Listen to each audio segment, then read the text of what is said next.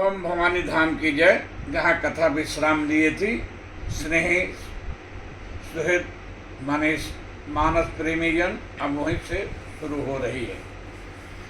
भरत जी यह सोचकर सीधे कैकेयी के महल में गए थे कि यहीं पर श्री राम पिताश्री अन्य माताएं भी मिल जाएंगी, परंतु वहाँ जब कोई नहीं मिला सिवाय कैकेयी को, तो भरत जी को पूछना ही पड़ा कि पिताश्री, माताएं, भैया राम, लक्ष्मण, भाभी सीता कहाँ हैं। भरत की बात सुनकर कैकेयी ने आंखों में कपट के आंसू, नकली बनावटी आंसू भरकर कहा, सुनि सुत बचन स्नेह में कपट नीर भरि नैन, भरत श्रमण मन सोल सम पापिन बोली बैन, तात बात मय सकल सवारी, भय मंथरा सहाय विचारी, कछुक काज विधि बीच बिगार्यो,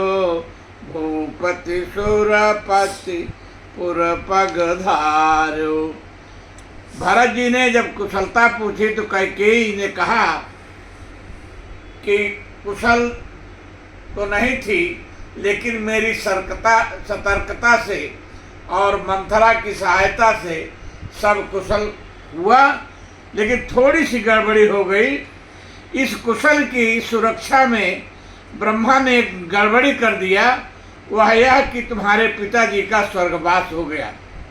भरत जी के कान इतने कठोर वाक्यों को सुनने के लिए तैयार नहीं थे, इसलिए कैकेयी के मुख से ऐसा अप्रत्याशित वाक्य समाचार सुनते ही भरत जी व्याकुल होकर रोते हुए पृथ्वी पर गिर पड़े।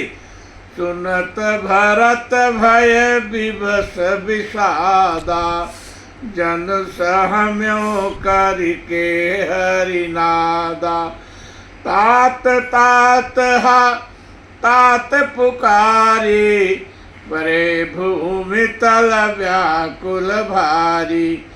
फिर अत्यंत धैर्य के साथ उठे और कैकेयी से पूछा, कहा पि तुम्हारा नहीं तुम्हारी।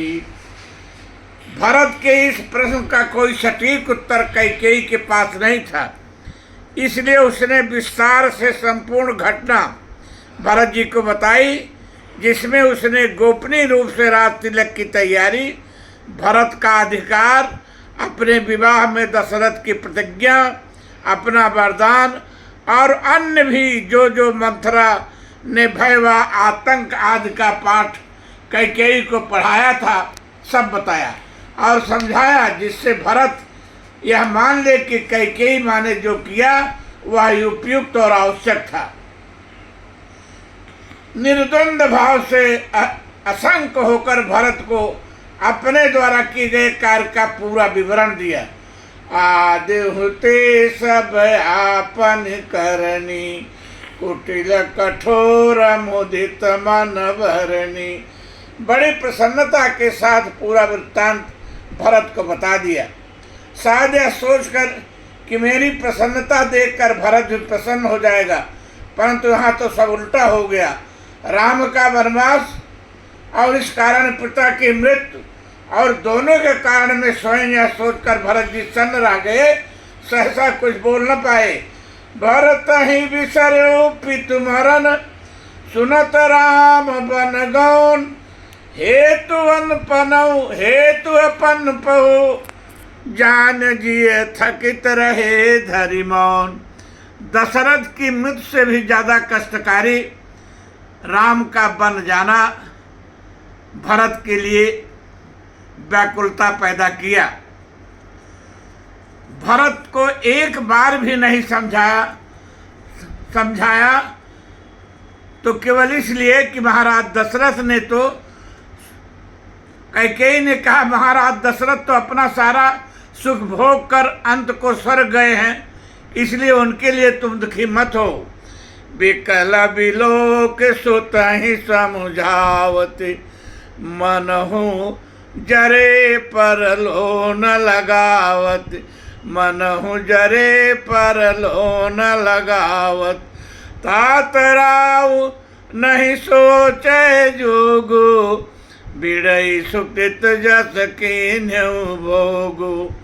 जीव सकल जन्म फल, जीवत सकल जन्म फल पाई। अंत अमर पति सदन सिधाई। अस हनुमान सोच परिहरहु, सहित समाज राजपुर करहु। उसके बाद कैकेयी, स्वयं कैकेयी भी समझ गई कि यह तो सब कुछ मेरी सोच, मेरी विचारधारा और मेरी मनसा के एकदम विपरीत हो रहा है। मैंने सोचा था और क्या हो रहा है। जिसके लिए राज्य मांगा वह यह कह रहा है। भरत जी के शब्द कैकेयी के प्रति आप सुने।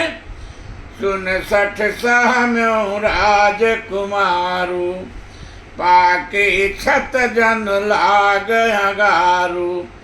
धीरज धरि भरि लेहि उसासा, पापिन सबहि भांति कुल नासा।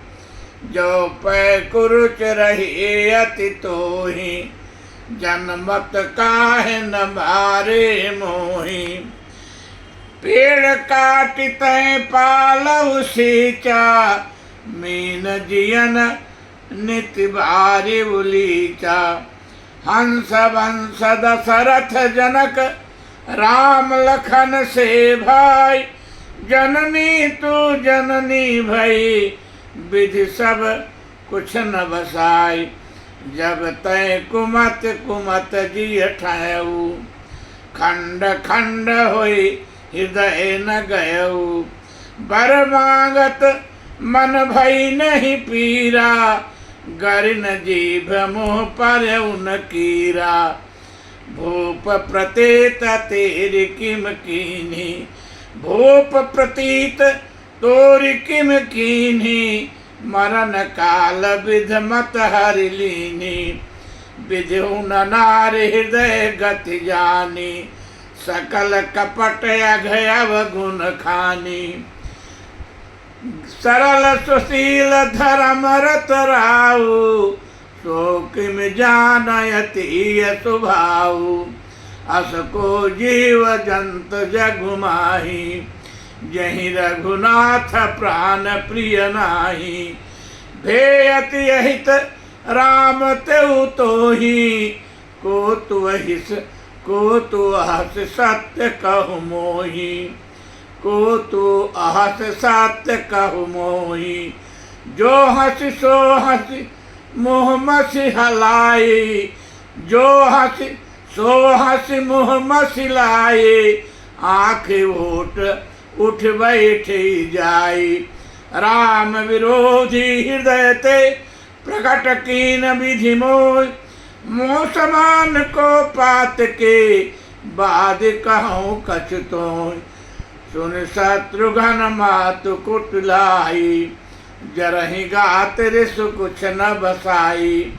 भरत जी ने कहा, अरे पापिन, तूने तो हर प्रकार से कुल का नाश कर दिया। यदि तेरे मन में यही था तो तूने जन्म लेते ही मुझे क्यों मार नहीं दिया। तूने पेड़ काटकर पत्तों को सींचने व मछली को जीवित रहने के लिए पानी उलीचने का कार्य किया है। स्पष्ट है कि पत्तों को सींचकर वृक्ष को और मछली का सर्वस्व जल उलझकर मछली को जीवित नहीं रखा जा सकता। भरत जी ने कैकेयी को यह भी स्मरण दिलाया कि जननी तू जननी भई, अर्थात तू माँ होने के योग नहीं थी, अथवा तू अपनी माँ जननी, तू जननी भई के समान हो गई, अपनी माँ के समान हो गई। इस संदर्भ में यह कथा है कि कैकेयी के पिता एक ऋषि के वरदान के प्रभाव से समस्त प्राणियों की भाषाएं बोलियां समझते थे। एक दिन दृम्भ नामक पक्षी की आवाज़ सुनकर उनका अभिप्राय समझकर वो हंस पड़े। इस पर रानी कैकेयी की माँ ने राजा से हंसने का कारण पूछा। राजा के साथ समस्या थी कि यदि हंसने का कारण बता देते तो उनकी मृत्यु हो जाती, क्योंकि वर देने वाले ने यह प्रतिबंध लगा रखा था कि आप किसी भी पशु पक्षी की बोली सुनकर उसे स्वयं तो जानेंगे, परंतु किसी को बताने पर आपकी मृत्यु हो जाएगी।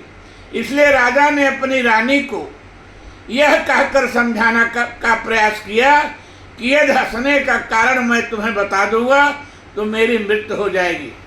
इस पर रानी बोली, आप मरे या जिंदा रहें, मुझे हंसने का कारण बताइए। राजहट, त्रियाहट, बालहट से बचना बहुत कठिन होता है। अतः धर्म संकट में फंसे राजा ने वर देने वाले साधु को जाकर पूरा हाल बताया। तो साधु ने कहा कि जो स्त्री इतनी स्वार्थी व लोलुप है और केवल अपना स्वार्थ ही पूरा करना चाहती है, यहाँ तक कि उसे आपके मरने की भी परवाह नहीं है, तो अब रानी रहे, मरे या जीवित रहे, आप उसे हंसने का रहस्य किसी भी दिशा में न बताएं। साधु की बात से प्रभावित होकर महाराज केकय ने रानी कैकेयी की माँ को घर से बाहर कर स्वयं अभय होकर कुंवर की तरफ विचरने लगे।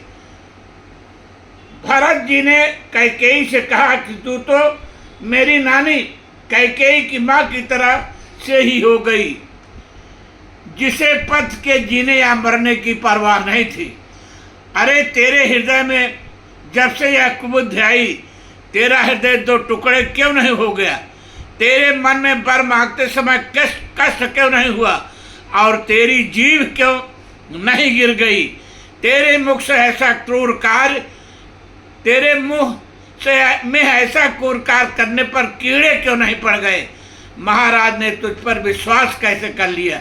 लगता है विधाता ने उनकी बुद्धि मरते समय हर लिया था क्या?